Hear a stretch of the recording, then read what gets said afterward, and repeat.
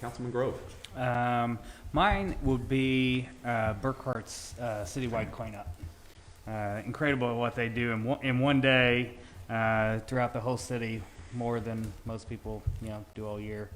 But man, it makes a huge difference what they do. Yeah.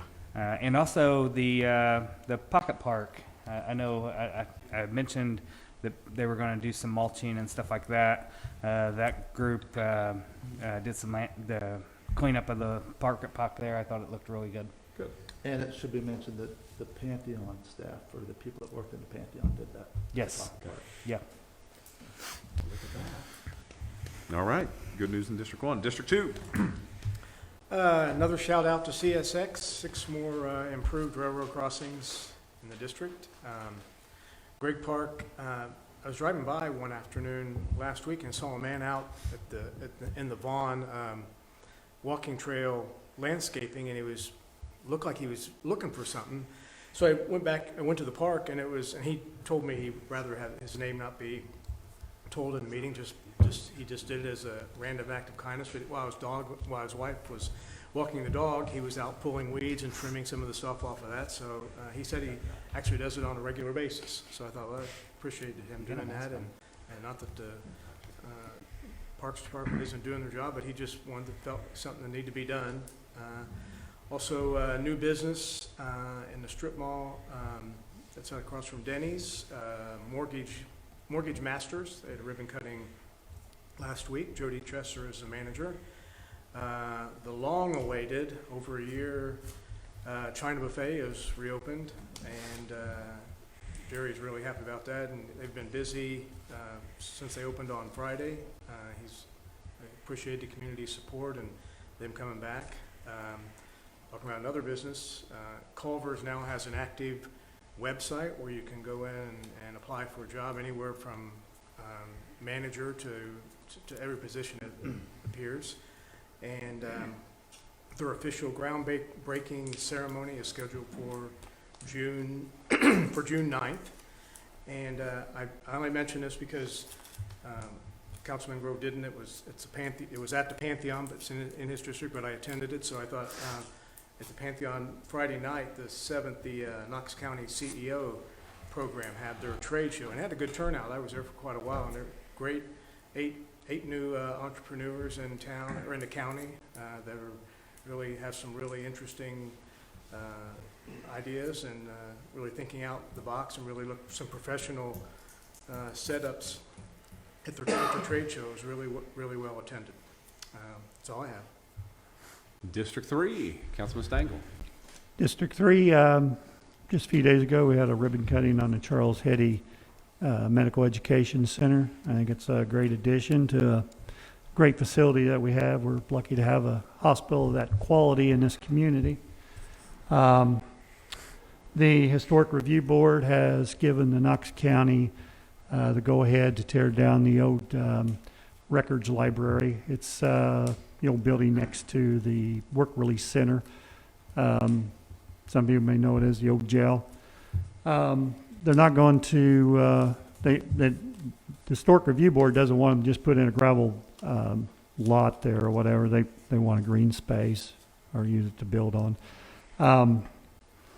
Mr. Shelton's taking all the records and storing them in a nice, decent, dry place. 9 out of the 9 crossings that we have in District 3, most of them are all back open again, except for 13th Street Crossing and 14th Street Crossing. And also, I've become an avid walker, and I walk in Gregg Park a lot. And Saturday, the Walk with a Doc is going again this year, and it's 9:00 a.m. every Saturday for the next several Saturdays. And that's all I have. Thank you, Councilman Stengel. Okay. Councilman Ravelette. Okay, last Thursday, May 6th, I had the pleasure of attending the National Day of Prayer in the Gregg Park Shelter House. Very well attended. There were 9 local ministers, different churches, different denominations. Also, Mayor Yoakum was there, and Mr. Parsley, the Superintendent of Vincent's Community School Corporation, and Knox County Sheriff Doug Vantlin. It was a very good event, I think, and some of the things that were prayed over and prayed about were the youth of our area, federal government, state government, city government, addiction, racial tension, schools, abortion and women's issues, pastors and churches, human trafficking, the military, church unity, and law enforcement. So it was, like I said, a very well-attended program, and it meant a lot to a lot of people. Also, I want to mention, I don't know if it was voluntary, but the Community United Methodist Church had provided the pavilion for the vaccination clinic. And I think they deserve a shout out for making that facility available, and I know they give a lot of vaccinations. Thank you, Councilman Ravelette. Councilman Lau, what do we got? All right. Well, for the, as moving through town and playing Frogger around town, just trying to get around and around the railroad tracks, I will tell you though, it is, I have gotten out visiting with people. They tell me that even though that it's a little bit difficult sometimes to maneuver, they really did appreciate that. They said driving over those tracks have been a pleasure now, moving back and forth. So just a thought along the way. Thank you very much. We do appreciate that. So that's what I've got. All righty. Councilman McNeese, did anybody steal yours? No, I got a Okay. couple things too.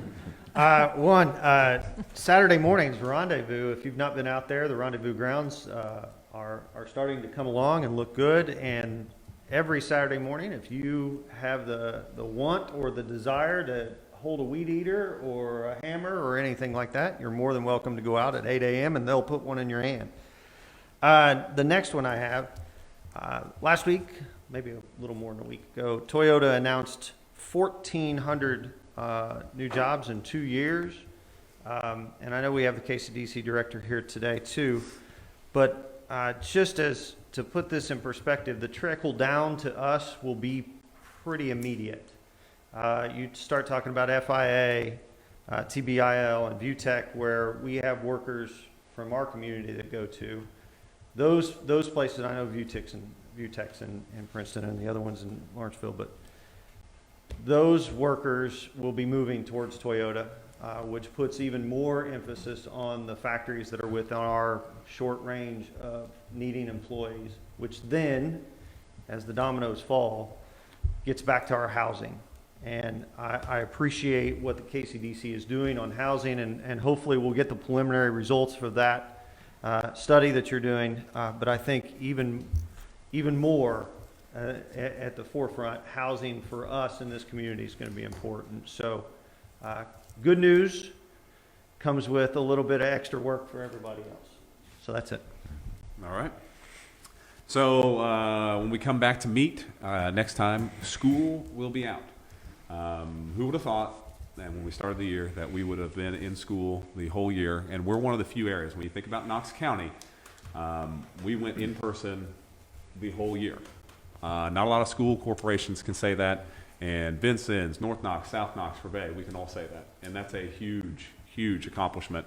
I know all the planning and preparation that went into that this year, and it's still going on. We still got, a week and a half left.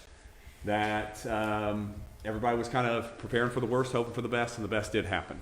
And a lot of that has to go to the thanks to the teachers, the administration, the students, and you got to thank our community, because we all really kind of rallied around each other to make sure, I know it's a common theme, but we made sure that our kids were able to go to school.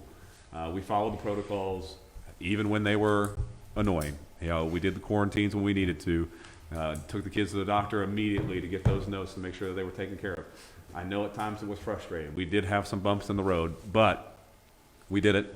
We made it through, and the kids got what they needed, and that's in-person education. You can even look throughout Indiana, and there's still places that are just doing 2, maybe 3 days in person, and the rest online. So a big shout out to all the schools, because the end of the year is here. And also, I just wanted to, obviously the news of Steve stepping down, I just wanted to thank him for his service. 16 years of service in the Parks Department. And Steve and I have a special relationship. He gave me my first job as a day camp counselor. And he kind of let me be creative and learn how to calm me down a little bit so I'm not so destructive. We did break a lot of stuff at the Y early on, but we had fun, and that was the key thing. By accident, of course, we created a new dodgeball game we were very proud of. They still play today out there.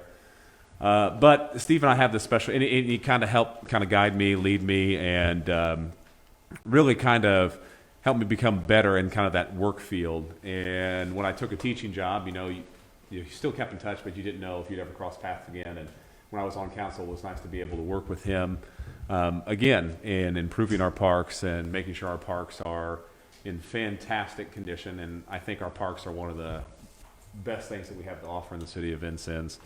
The events that he brought, the updated equipment, all those type of things. Obviously, we throw Rainbow Beach in there. One of the big things that he did a couple years ago was Pooches and Pokemon. You probably are like, that doesn't make any sense why he would say this. That's the event that my daughter fell in love with a tiny little Chihuahua, and we adopted her, and she obviously has changed all of our lives. So there's a lot of connections that aren't city related when it comes to Steve, and I just wanted to be able to thank him for all the work he's done, and just kind of being a friend and looking out for me as a young adult, getting into, I guess, sort of an adult as we move forward. So I just wanted to thank Steve. So thank you. Okay. Mayor, it's your shot. Echoing what Tim just said with Steve, he did serve 16 years, has done a tremendous job. We're really going to miss him, but I also want to wish him the best of luck in his new adventures. And hopefully we'll get somebody to replace him that'll pick up where he's left off. He has assured me that the pool is ready to open Memorial Day weekend. So his last day will actually be the 19th of this month. Other thing, paving, I'm happy to announce that Forbes Road will be paved. They will start paving at the 12th, which is Wednesday, and it should be completed by the 14th. So be glad to get that project completed. It was delayed because of COVID. It was actually supposed to be completed last August before school started.